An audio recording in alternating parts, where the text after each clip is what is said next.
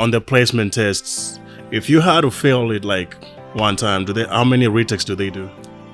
I think they allow.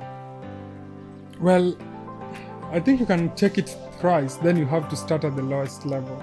The higher you go, the more. Like it's just designed for that specific program, Yeah, but at the first, they just group everybody together. Like it doesn't matter whether you're doing education, you're doing pharmacy, you're doing nursing, you're all together in those prerequisite classes. But as you progress, you start specializing in what you're doing. And making friends was easy and was not also easy. Depends on the class. Like my math class, everybody will just walk in, people do their thing and everybody leaves.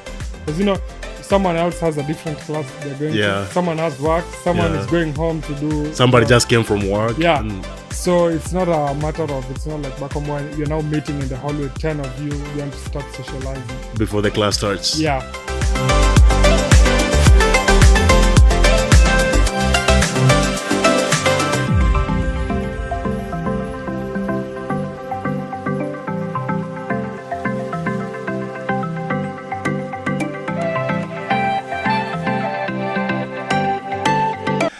Hi guys, welcome back again. Today we're on another episode. I got the same guest from, I don't remember the episode that we was on, but 2 weeks ago, or was it 3 weeks ago? I think it was roughly 2 weeks ago.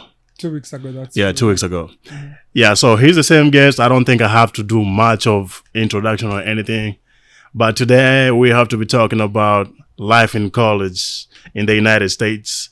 And let's see what his experience has been.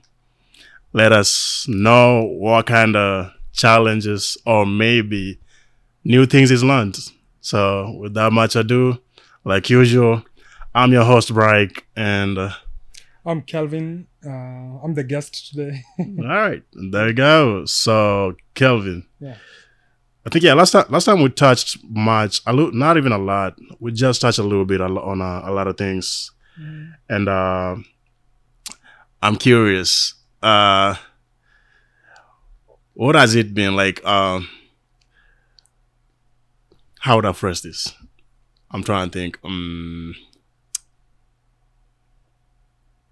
What my experience has been as a student, or as a student, yeah, for sure. And okay, let me put it this way: how was it? How was your first day in campus like? Let me see if I remember my first day. Oh, okay. So when I got here, because I didn't go to high school here in the States, so you had to go and take some placement tests, so they can just kind of evaluate where you're at. So they're placement tests. So I remember taking those. That was my first time on campus, and I took a math test and an English test, which to my surprise they were really easy. So. Oh yeah, I think was it algebra or? Yeah, one of those, an algebra and an English placement test. Because they start math at different levels. Yeah, I love math. I think I remember that because math was good for sure. Mm-hmm. And then what was the pass mark on that one? Oh, I cannot remember. I know I passed. I cannot remember. It was they will start you at college algebra math. If you attained the score they wanted. If not, you had to start at a lower level math, like intermediate math, which is just low level algebra. And I know that was the second one. If your grade was really low, they had like an assistive intermediate math. So the lower your score, the more you have to take to just get to the college level. And that's like intermediate college math is a full semester. So that's 3 credit hours. So if I had placed there, it would have delayed my college by 1 semester. Yeah. Because instead I just went straight into college algebra. Okay. So same with the English placement. I remember writing a composition, like an essay, and I remember them grading it, and I qualified for English 101, English and composition, which the American students just go straight for. Yeah. Yeah, but I know most people had to go to like English as a second language. Where we are from, we speak English. Definitely, yeah. Yeah, but So for people who don't necessarily speak English, it's like if school was being taught in Spanish right now. Yeah. You have to go to the very basic levels of Spanish classes where they teach you alphabets, they teach you one-word sentences, two-word sentences. So for us, I think that really helped. So that was my first time on campus, but my first time attending class, I don't remember what. I think it was a math class, and it was a Monday morning, and I think it was a morning class, maybe 10 a.m., yeah. It was really good. We got to class. You know how the professors like to do it. Definitely, Can everybody introduce themselves, say one fun thing about you? How was that for you? Like, did you feel like you were scared to introduce yourself? You know, of course, it's intimidating because this is a new environment. Yeah. And so you're seated over there and they're like, hey, it's your turn. Can you introduce yourself? But it was a friendly environment. It wasn't anything you're being put on the spot. You didn't have to stand in front of the class. So I was seated there and they're just like, hey, introduce yourself. I go ahead. My name is da da da. I'm excited to start this class. One fun thing about me, like I play soccer. I play football. And everyone is like, oh yeah. You move on to the next one. So that was an interesting, welcoming note. And it was comfortable. You're not put on the spot. True. I think most professors are more understanding, if I have to say. So if they know you have a language problem, they'll keep on pushing you. Be like, don't be scared. Just say it the best way they can. And then whoever understands, they'll interpret it. But on the placement tests, if you had to fail it like one time, how many retakes do they do? I think they allow, I think you can take it thrice. Then you have to start at the lowest level. And because if they had like a minimum number of times, that means they're kicking you out of college. Because if they were to say, oh, you can't take any math class, that's kicking you out of college. But they'd start you at the lowest level and they'd start building you up, which is nice because everybody has a weakness. So if math is a weakness, they'd start you at the really low level. Yeah. Then they just build you up till you get to the point where you want to go. That's nice. But it takes time, of course, if you have to start at the lower level. That's like a year of your life before. Sometimes it really sucks, honestly. Yeah. Wow. So how did you adjust in life considering it was a different environment from back home? The classes, surprisingly enough, they were the same as we do it back home. It was just a smaller group of class and a more focused. But yeah, I'm kind of curious because I've never attended any college or university back home. So I don't know how the split of semesters is, how classes are being taken, how many credits you need to take in one semester. I didn't know that. I only took it for, I think, a month, but I get the gist of it. So how many, I don't remember how many classes we had, but it was like 5-6 of them. And it was meeting once a week. No, some you're meeting twice a week. Back home or over here? Back home. And, over here we focus on the credit hours. True. But back then we focus on the course itself. So it was like 6 or 7 or 5 courses. I don't remember. Yeah. But the classes are big, of course. It depends with what you're doing. If it's a gen ed, if it's a general class, and it's the same as here. Like something like English and composition on one. You might have like 100 people in class. But as you progress and you're like in a pathophysiology class, it's only 22 of you. Yeah. Yeah. So I think the higher you go, the less the number it is of students. True, because of the complexity. Yeah. So the higher you go, the more like it's just designed for that specific program, Yeah. But at the first, they just group everybody together. Like it doesn't matter whether you're doing education, you're doing pharmacy, you're doing nursing, you're all together in those prerequisite classes. But as you progress, you start specializing in what you're doing, and yeah. Wait, hold on. That's back home or here? Over here. I think that's everywhere. I think I might have gotten it wrongly, I think. Because I think if you had to pick a specific, let's say, career field, that's what you're going to do. Mostly you don't have to do... I don't think everybody does every prerequisites, but some people mix the required classes and the prerequisites at the same time. So before you start your program, the first 2 years are normally prerequisites, which are general. Like everybody has to take a math class, everybody has to take English and composition one English one and English two. Yeah, I did which that help too. you with writing essays and all that. So it doesn't matter. Medical students take it. Pharmaceutical, English majors, biology majors. It's why those classes are so broad. But after the end of maybe the first year, the second year, once you start your program, it now becomes narrowed down. It's just people who, like, it's just engineering students taking their own stuff. But for the start, the prerequisites, they're generalized. For the composition classes, it's not like a tough question or whatever. I'm asking from your experience point of view. When you took compositions, how did you make it feel, considering the fact that we still did that in high school? And it was the same. I mean, American students were also taking it, and they've been doing it in school too. And they just focus on, they teach you different styles of writing. You know, every day you learn something new everywhere, even in life. So how comes do I feel everything they taught me in composition we already did in high school? Yeah, but they're teaching you more ways of writing. You know, they like, well, we're in high school, we didn't do the APA format. We didn't do different formats. We did. In our school, we did. Oh, interesting. For us, I don't think we did. I do not remember, but I know for sure they teach you how to cite your information. Yeah. In school, in high school. No, I think citation. No, yeah, citation. No, we didn't do citations. Yeah, that's we didn't do citations for sure. They teach you how to analyze books, how to analyze movies. I remember my English, was it one or two? One of them. The instructor was really nice. Yeah, it was one.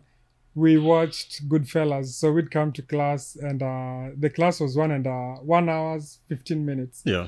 So the first 30 minutes we'd spend watching the movie. That was so nice. That's the fun part. I think in Kenya, I don't know the campus, but I'm just trying to use it in a high school comparison kind of field. I think that's the one thing they don't like doing.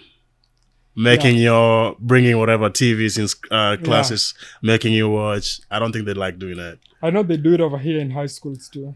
Yeah, that's what I like here. It's more practical. It's more practical. You engage more, because I think now it engages everybody. There's people who like listening. There's people who are more practical by seeing.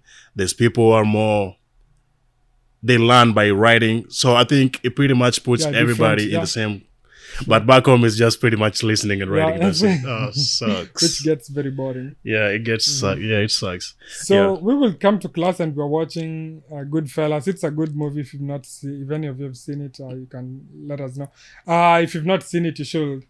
No, I was looking forward to that class, to be honest. And writing the paper was so much easier because it's something you're really enjoying watching. So that jogs my memory too. Yeah. That jogs my memory too, because I think in Pennsylvania, that's the one thing that I loved the most. Like, I know when I arrived, I took ESL classes, and one of them was that composition class. And there was this book that we did about, it was mountain climbing, whatever, a journey in the longest, how you call this? The longest track, whatever, for walking. How is it called? I forgot. I do not. Yeah. I think we did a book about that, and then we were watching. I was so, like, every time I leave school, that's the first thing that I think about the next morning. I just want to go to this class, because it was pretty much watching, which is fun. When it comes down to writing now, it pretty much gives me the picture, and it's much easier. I think that's important, mixing it up. It makes school really, breaks monotony and makes something really interesting. And it's more fun, and you engage more. Yeah. Oh, yeah. Yeah, that's true. I think I missed that. Yeah. That was a good memory in Pennsylvania. Yeah. Anyway, what is your biggest cultural difference that you noticed when you started college, in class or whatever, in groups? Of course, the biggest cultural difference is the difference in accents. Yeah, that's standard. But it wasn't really a big hindrance, because most people really understand. They say we speak fast, so you just kind of slow down. Yeah. So I think that was the biggest cultural difference, because in the school environment, food doesn't come into play. And at times I'd have food in the cafeteria and it was same food we have back home, like sandwiches, chicken, fries, soda, just same food. So that was not really a big factor in. But I think the seasoning is whatever makes it different. Because the way they season it is not the same way we season it. True, I mean, so it might taste a little bit different. Maybe. Yeah. Yeah, I don't remember. But like, okay, let's give an example. How many people use Royco? That's something that's so common back home. Like that's a how you call it? But do you use that in fried chicken? Fried chicken. Yeah. Those people can use it. Like in chicken tenders. I feel like those are just. Those people can use it because people. The same thing, like they say, before you prepare. When you prepare, they use those kind of seasoning before roasting or anything or whatever. These people can use it, and it brings the taste out of it. But I think that's the one thing that I would taste in every food back home mostly. But I can't compare right now. Right now is different. Yeah, and I mean, apart from the spices, which like food sold in school didn't have a lot of spices, but yeah, no, it was tasty. Don't remind me. High school? No, I'm saying school over here. Oh, yeah. Any other cultural difference apart from so I've said accents, of course, which is a little bit of a language barrier, and food. I'm thinking of anything else. Cultural difference. For the better part, no. I think everything was kind of standardized. In any class of all the classes that you took, was there a question about introduction and explanation of from where everybody else came from? Like, how's your culture? How do you people greet each other? I think we did it, and the one that surprised me, I don't remember where it's from. They kiss each other on the mouth. Oh, as a form of greeting. I was like, it's so surprising, honestly, because I was like, even everybody else in the class was like, how? And then I think whoever said it, I think they said they tried to do that to somebody else in the United States. And then people were like, hold up, you can't do that. You can't do that. And then I think, I wouldn't say I judge him, honestly. I wouldn't say I judge him. It's something that he's grown into. Yeah. So he understands it just the way it is. But I think it pretty much breaks down, I wouldn't say it tones down your confidence. It makes you lay back a little bit and learn the new environment before. And they say, is it when you go to Rome, do what Romans do? Or, I think they say when you go to Rome, behave like Romans. Yeah. So if you go somewhere new, you have to learn their culture. If you kiss someone in the lips, anybody you meet, you kiss in the mouth. You don't just. But it's your first week. It's not like you know everything just from the jump. Yeah. And I think that's what makes people new in an environment to be kind of laid back a little bit, a lot. Because you're trying to study the new place, and people are like, "Hey, don't be shy." It's not you being shy; it's you trying to gauge how the engagement is and all that. Yeah, because you won't just go to a new place and put in your old habits in there. You have to see what goes here, what doesn't go here. Then now you can integrate with them. True. Like I'd say the same thing happened to. I love basketball, that's for sure. The first time that I did go to Pennsylvania, there was a lot of, in one strip, it was like 3 different basketball courts. Like kids could play in one, teenagers in one, adults in the other. But most times that I used to play, remember when we come as new students, we don't have a lot to do. We don't got no jobs. Yeah. We just go to school and go back to the house and that's it. And on my free times, I could go and play basketball. Back home, I could join any team just easy. Just can be like, hey, put me in. Yeah. And that's it. Over here, it's a little bit different. Most times when they go to play, they pretty much text each other, be like, hey, let's meet at the court. Let's go and play whatever. So me being new, I didn't even know how to ask him how to join them. So the point of laying back, it was pretty much me sitting back and seeing how do they do it before just get in, join, whatever. Yeah, and once you're in college, people have school, you have work. So it takes a lot of planning to do something, which kind of explains why they all meet at specific times. It's not like when you're in high school, you have a lot of free time. Nobody's working. So I show up to the field right now, meet people playing. So yeah, I get that aspect. That's good. How did you find your footing socially and academically in those early weeks? Academically, it wasn't hard because I really liked my professors. They taught us really well. So understanding the content was straightforward. Assignments were straightforward. It was not too much assignments, but it was kind of straightforward work. Yeah. Socially, making friends was easy and was not also easy. Depends with the class. Like my math class, everybody will just walk in, people do their thing and everybody leaves. Because someone else has a different class they're going to. Someone has work. Someone is going home to do. Somebody just came from work. Yeah. So it's not a matter of, it's not like back home when you're now meeting in the hallway, 10 of you want to start socializing. Before the class starts. Yeah. So, but classes like chemistry, those are not easy to socialize because, they paired us like 3 of us. Yeah, you have to be in groups to do these practicals and stuff. Yeah, group work really helps because you make friends there because, in groups you're now sharing, hey, what's up? It kind of lightens you up and open up. Yeah. So I think that really helps socially.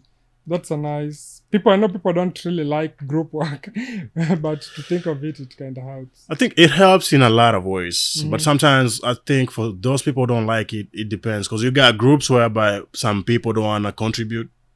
Some people are just laid back waiting for everybody else to do it. And that kind of frustrates you because now you feel like I'm putting too much effort to do this. Yeah. And somebody is just laying back and waiting on the results after this. And that's what sucks. And that's, I think, one thing that most people hate. Yeah. Yeah. Was there anything about college life that surprised you? Not really surprised, but one thing that I liked about college life is the flexibility. You make your own schedule. You choose your own classes. If you decide to drop a class, it's at your own will. I mean, if you have... The professors were really easy to meet up with. They had some office hours. So if you didn't understand anything, you can go back to them. The tests, some professors will give you like an outline of what to expect on the test that's coming up. So that was good. Yeah, these were really good experiences while in college. So you're not just shooting in the blind, like you kind of know what you're studying for. Yeah. So just was that something different that you noticed that's different from back home? Or I mean, in high school back home, you have to study for everything. In high school, I get it. But I'm talking about the college time when... I don't know about the college. Yeah. Yeah, I think that's one thing that I love though. Like you can make your own schedule. Yeah. And pick up. Oh, that's good. How different are the class? Yeah, you said it. The experience of the classrooms is not different. The numbers can be... It depends on the career field that you're choosing. I get that. What kind of support and resources helped you succeed academically?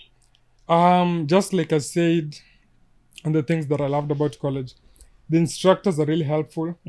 Then you go to the library. There is like 3 librarians ready to help you when you're searching for your papers and stuff. We had like a tutoring session where you go if you have any questions. We had like senior students helping you with content that you did not understand. Man, do you know how hard it is to do what? I never liked going over there. Oh, why? Because I think I had I wouldn't say I had an issue, but I think sometimes you know how you be inside your head. Most times they would say there's tutoring times, there's tutoring days. If you want something, if you didn't understand something, they had a specific location you had to go to. But man, I never went. I never. To be honest, I never went to. People have different types of learning. You get people who learn best by interacting with in group work. People learn best when going back to tutoring sessions where they can discuss the problem. Then personally, I learn best by just sitting down on my own and studying something. That's how I learn, or going on YouTube and watching a video. I will never learn if I do that. If I do that, I will never. Yeah, it's sort of saying everybody has... And that's one good thing about college here. They try and and cater for all Accommodate those everything. different learning types. So if you are the type who need to go back to the instructor after class, the instructor will have some office hours, and it was good amount of hours, like 3 hours. So you get your time in. If you will like to learn in groups, you can speak to your classmates. You can be in group chats. If you study like me, you sit on your own and you study. Yeah, that's my studying method. Man, I think that was my challenge, honestly, because I felt like sometimes when I spoke up, and I think I've said this a lot of times, but it pretty much affected me in every kind of time and whatever. Every time somebody told me repeat what you said, it kind of made me feel like, damn, I need to go and work on myself better before I come over here and ask for help. And I think that's what put me back or made me hold back on a lot of things, because most times I wouldn't go for this help. I just go home, do my assignment, force myself to read if I have to. Probably not understand it, but it's the best that I can do at the time or the moment. So I think, that's the reasons why I never like doing over there. It's just the pressure. Yeah. But yeah, it was a good thing. I think I tried it. The first time that I went, it was so helpful. Then after that, I was like, why have I not been coming over here? Yeah. Because it's more helpful than I thought. Yeah. I think it's the fear that was holding me back and the pressure just being in my head or whatever. Yeah.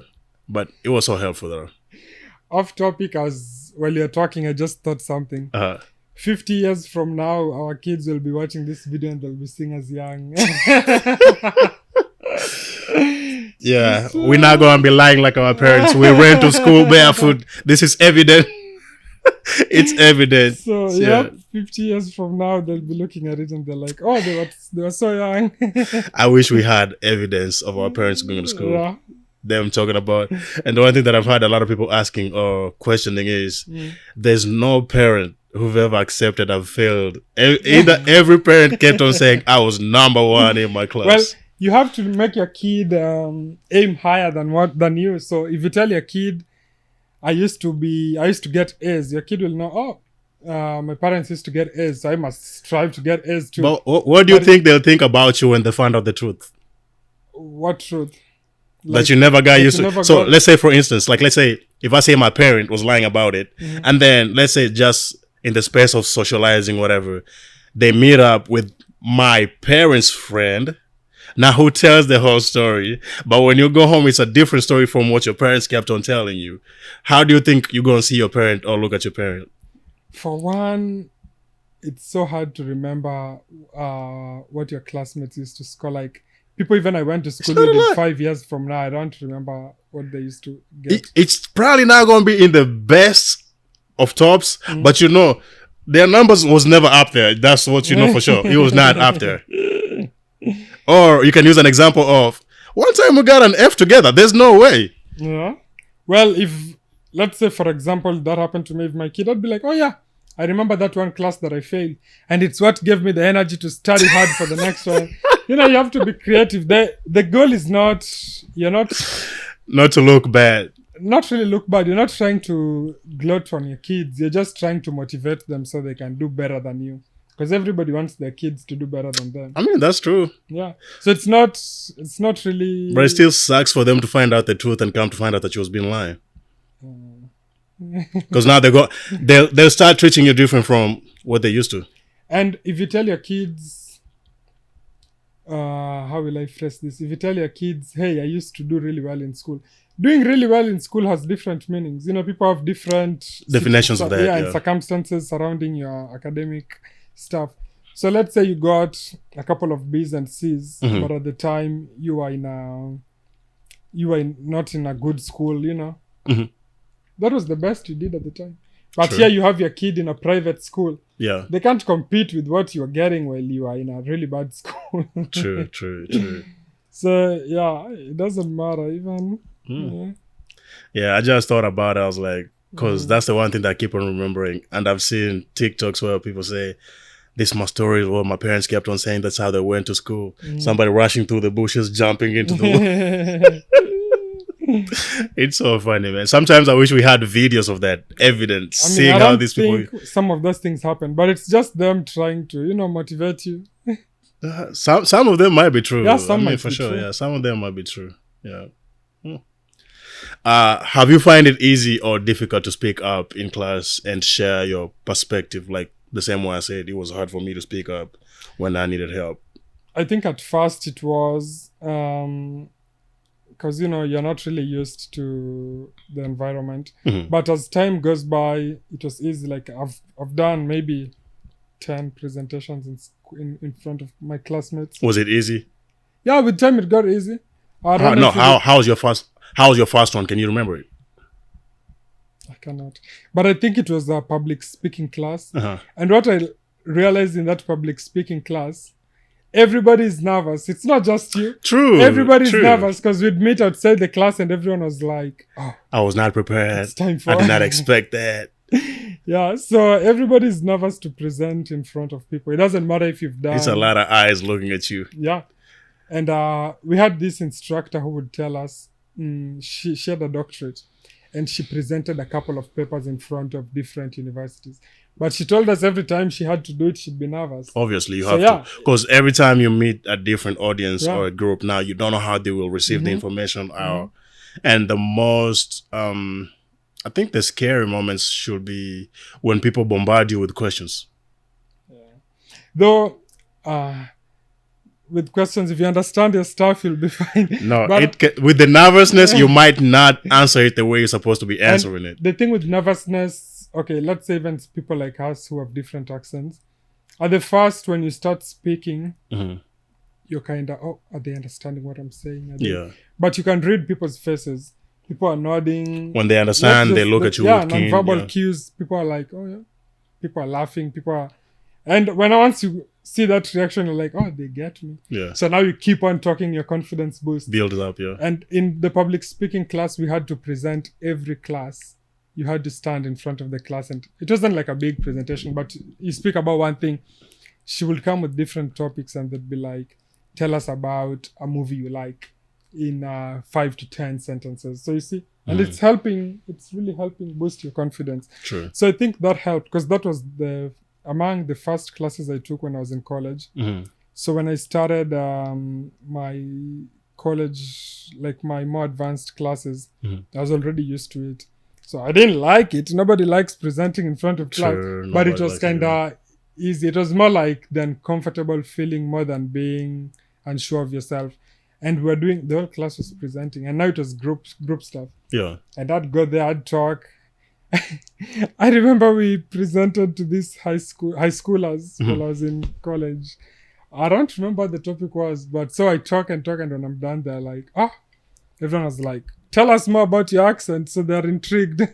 So it's nothing negative. It's positive stuff. Yeah. I mean, it's positive, yeah. It's just the fear and the nervousness Mm-hmm. that keeps you holding you back. Yeah, that was a fear show. What has it been Mm-hmm. your most meaningful academic challenge or breakthrough?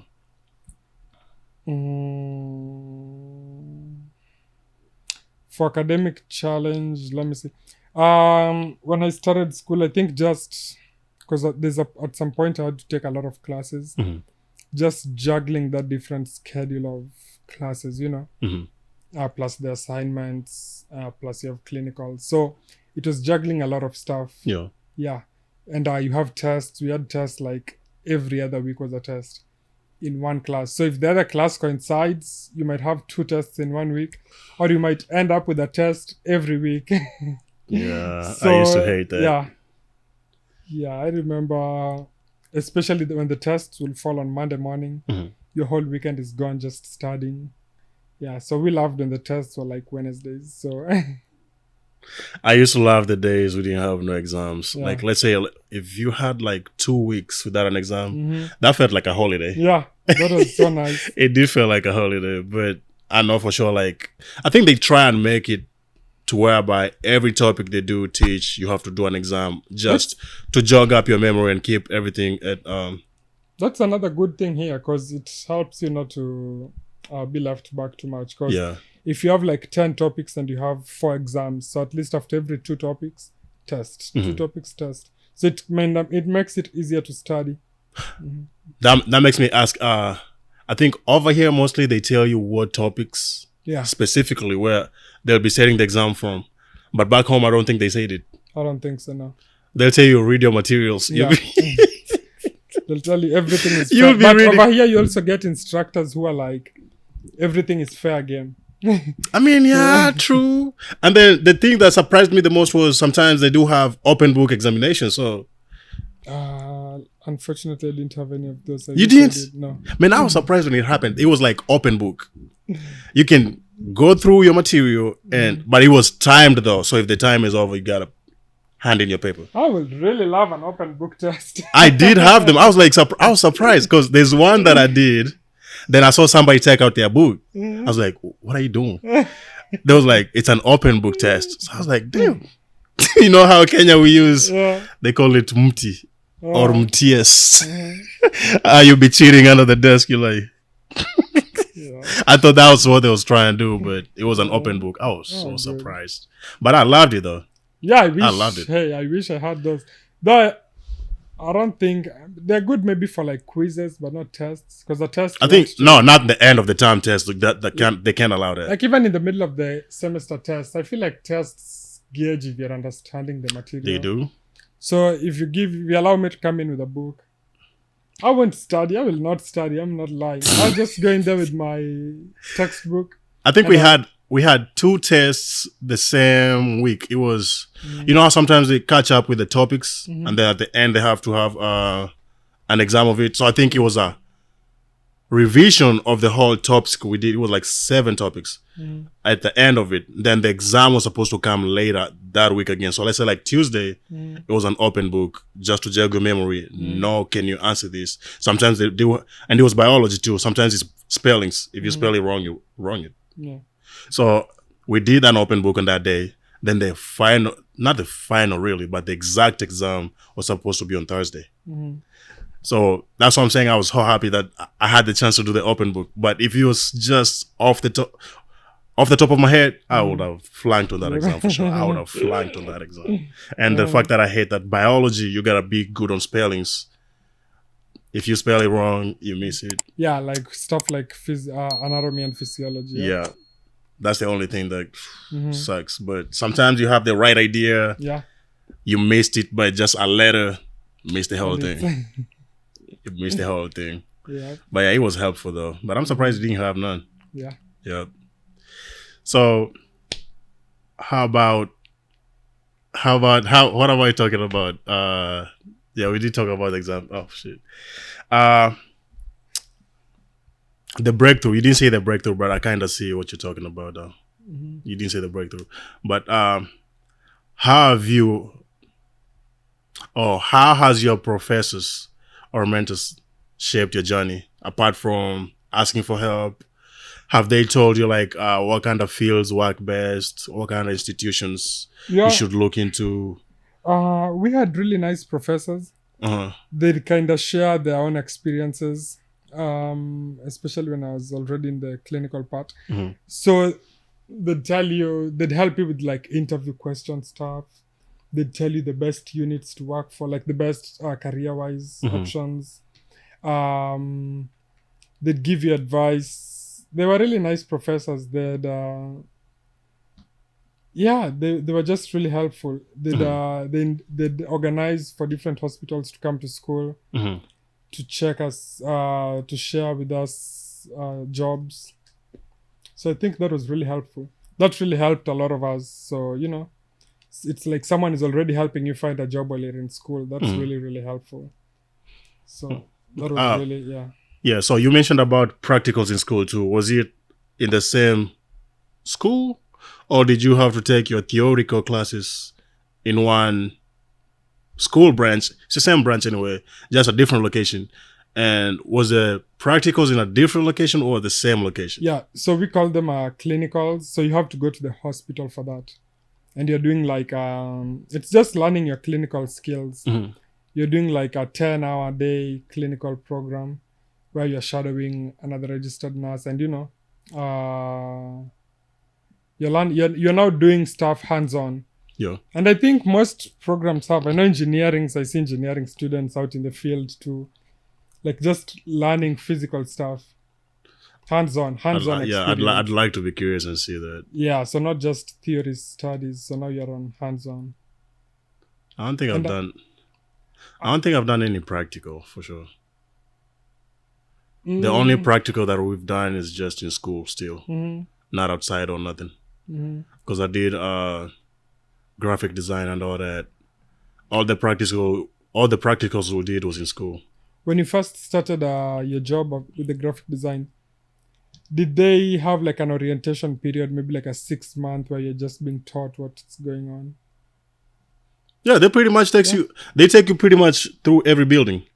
Where they do, because in graphic design we have different things like there's videography, there's photography, there's calligraphy, there's typography, it's a lot. And with videography, they'll take you to a place where they've set up. They show you how they do videos or what you need for video recording, whatever. Photography, I don't think they'll teach you that to do it, but they'll take you and show you what they've done, how they've done it. If you need to print, cut, whatever, what type of materials you need to use and all that. Typography, which calligraphy comes under that anyway. I think they have, you need more water? I think they do. But yeah, I know most professions do, because just being taught something in class is different than doing it hands-on. I can teach you 1,000 ways how to. I can even, let's say I can teach you 1,000 ways how to make some food. Yeah. But until you actually get practically into the kitchen and do it, yeah, it does not help. Yep. Yeah, but I know, for sure, we never left school, so it was everything in school. That's why I was curious, like, was there a building set to the side for you all to do the practicals, whatever? But from what you've said, we had a building set up for that too, but we also went to the hospital. So it was just a lot of, which it's a good model. It's like 50-50. And you get your theory stuff and you get your hands-on stuff. Yeah. That's good. Have you experienced moments of feeling like an outsider while in school? While in school? Not quite. We were in a very supportive group. I made some really good friends. You know, if you have friends in class, it really helps. True. Yeah, you guys sit together, you guys chit-chat during break. So that makes a big difference. So you don't really feel like an outsider. Again, the class was interactive. If it was group stuff, you always you have a group you're joining. So it's kind of just you incorporate well with others. Yeah. Okay.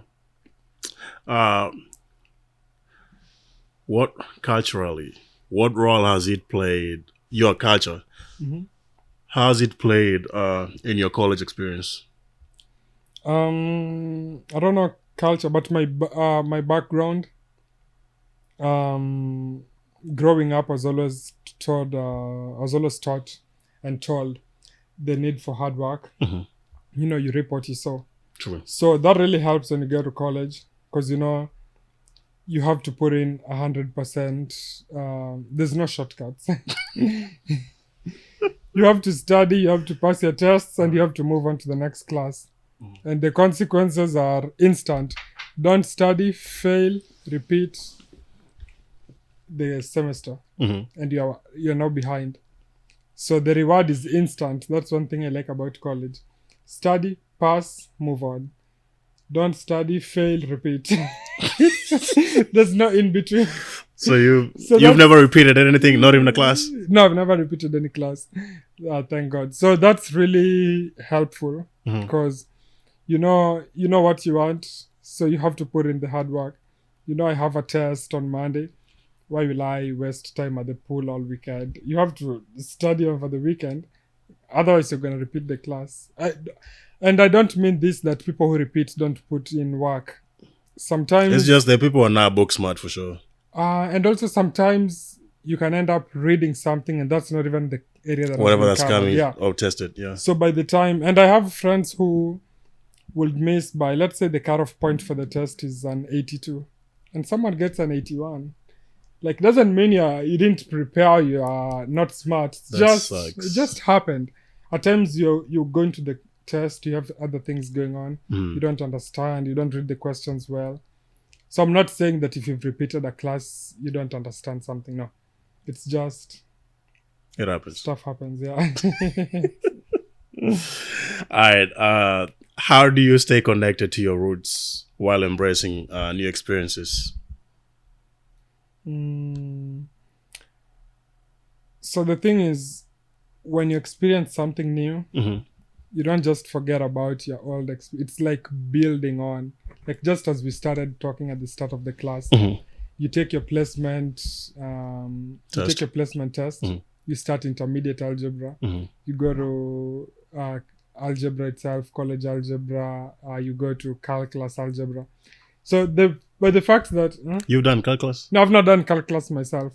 But the fact that you've gotten up there does not mean that you forget everything that's down here. Yeah. So even with new experiences, it doesn't mean I'll forget stuff like from back home. No, it just builds up to it. It just keeps on building up to it, Okay, I'm curious. How do you teach the people in the United States about your roots? Because it's building up. So would you build up their curiosity, their education, whatever? Yeah, they ask you questions. They ask you about your food stuff. Have you taught anybody how to cook? I've not taught anyone how to cook, but I've had some people eat stuff that I've made and they really liked it. Same at work. And not just me. I work with some people from different countries and different cultures. They bring in, even Americans, they bring in some food you've never tried. They're like, hey, try this. You're like, oh, I like this. So those are all those are new experiences. Like whenever we try out new restaurants and you see something you've never eaten, you're like, I'll try this out. And you end up liking You reminded me. We've tried so many restaurants, but every time we go back, we don't remember what we ate. We don't remember what we ate. And I think sometimes trying new things is good, sometimes it's bad. Because now if you don't remember what you ordered last time, and this time around you're trying to try something new, and you mess up and order something you don't like. Yeah, it's like shooting in the dark. You don't know what you're gonna eat. And I think I hate it too. Because now probably you're craving whatever you ate last time. It's why, okay, so the trick that I use personally, if I'm trying a new food, I'll look at what's in the food.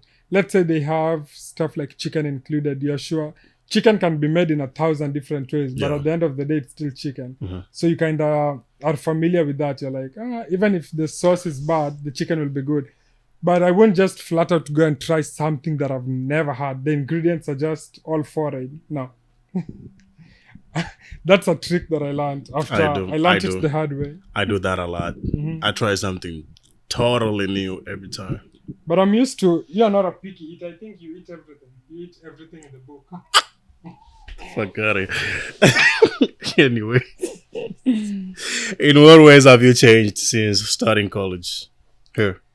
Of course I've grown. I don't think I'm the same guy. You're not. I mean, life-wise, you'll grow for sure. No, I'm talking about in terms of knowledge and career-wise. I was getting there. I was gonna say I'm not the same guy when I first walked into college.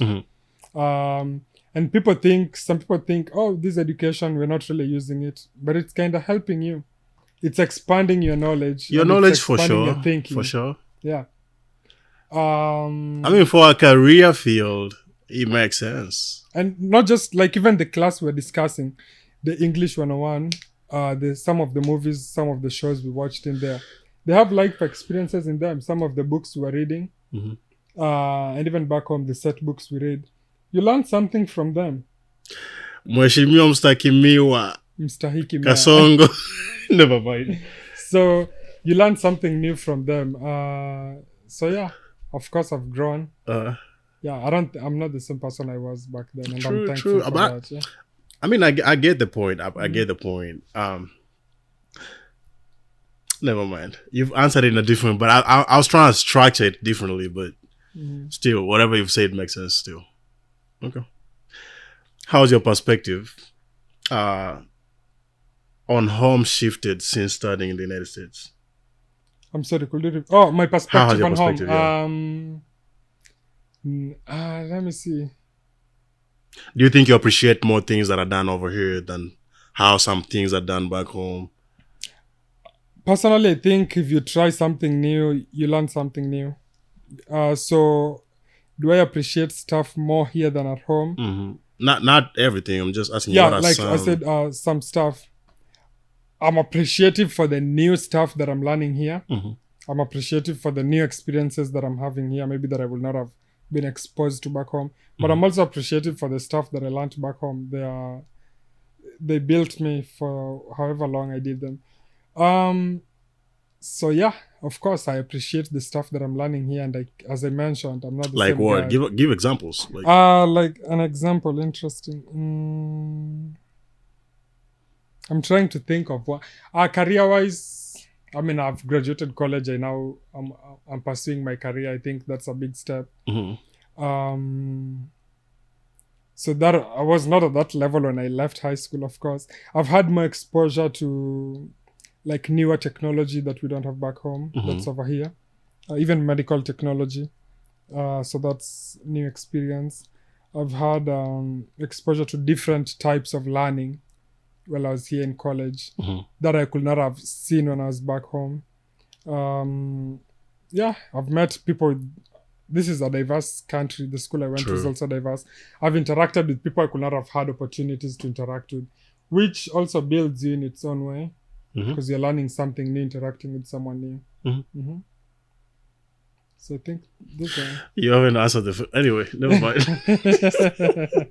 You haven't answered the question fully though. What was the What I was expecting, it's like specificities. I think from what you've said, I've gotten to either technology wise. Yeah. What else? I think interacting with different cultures, that's a very good point. It kind of helps you as a whole, holistic. Yeah. Yeah, I think these are two good examples because So it's technology and culture. I'm not saying just those two. I'm just saying at the top of my head that I can think of right now. I'm sure if you gave me 2 hours to sit down with a piece of paper, I'd come up with 10, 20 of them. Okay. Fair enough. I think you answered this, but I want to hear it like in a different way. How have you learned about yourself through the college journey? What have you learned about yourself? Like, what's new that you think you know about yourself right now than you did before you were in college? So one thing that I learned about myself is I'm resilient, and I can thrive in a new environment. Because we moved here to a new environment. You didn't know what to expect, but you move here, you learn their way, and you end up thriving in this environment. So that's something new that you can learn about yourself, that I can do this. So right now, if you are to ask me to move to a different part of the world, if I was to pick a country, let me give you Canada, because it's almost the same thing as the United I States. feel like Canada is the same system as here. If you ask me to move to let's say Australia, it's a different continent, I'd be eager to do it because that's one thing I've learned about myself, that I can thrive in a new environment. So I'd be like, go. Let's go. Pick and go. Okay. I'd want to move there. I'd actually be interested to see what challenges I face, because moving here taught me that I can embrace my challenges and I can work on them. So I think that's a good stuff. Yeah. That's good stuff. Good stuff for sure. What does success in college mean to you compared to when you first arrived? I think success in college means you giving it 100%. And I think that's what it means, actually. You giving it 100%. Because I've seen people who give it 100% and unfortunately they didn't get to graduate. But that's not them being unsuccessful. Because if you ask them, they gave it 100%. So I feel like if you give it 100%, so I think the biggest success as a college student is, hey, I gave it 100%. I don't have any regrets. So even if I had not graduated and I gave it 100%, you won't catch me sitting down here and I'm being like, oh, I wish I submitted that assignment on time. You did. You did the best you could. Yeah, you did the best. In the way you could. Okay. This saying says, if you did the best you could, you can't do any more. Something like that. I'm not phrasing it word by word, but yeah, if if in this podcast I gave it 100%, I won't go back home and be, I should have added that and that. I should have. No. Okay. So I think that's the biggest success you can have in college. That you went, whether you graduated or not, whether you Giving it failed a 100% class, and just pushing through. yeah, you gave it your all. Okay. Closing up. Yeah. What advice would you give to someone coming here for college? Definitely do it. I love new experiences. Don't be scared. Not even just here, wherever you're going, whichever continent, whichever country. Don't be scared. They say what doesn't kill you makes you stronger. So, I don't believe anyway. Oh, it's true. What doesn't kill you makes you stronger. So probably makes you weaker, but anyway, keep going. No, it gives you more drive to keep on going. So definitely come here, have an open mind. You can't learn if you don't have an open mind. If you're closed-minded, you'll never learn anything new. No. You have to be open to new experiences. You have to, any presumptions you might have, put them to the side. Just come an open mind. Just be ready to embrace whatever comes your way. Whatever, any positive thing that comes your way, not negative stuff. Yeah. So, and as we just said earlier, give it your best. It's not about graduating. It's about knowing you gave it your best. I think Kipchoge said it's about participation. It's not about winning. It's about participating and giving it your best. Yeah, giving it the best that you can. Not everybody. If we all could get A's or if we all could win a competition, the world would not be fair. We'd all be presidents. It will be a country with 5 million presidents. True. Or we'd all be doctors, we'd all be teachers, Yeah. Yeah, so diversity is interesting. So yeah, I will totally encourage you to take the leap of faith and go with it. Yeah. Okay. Yeah. All right. With that being said, I think this is the closing point. Until next time, guys, enjoy that and tune up for more. Subscribe, like, share, comment, and we'll be posting more. Thank you. Bye.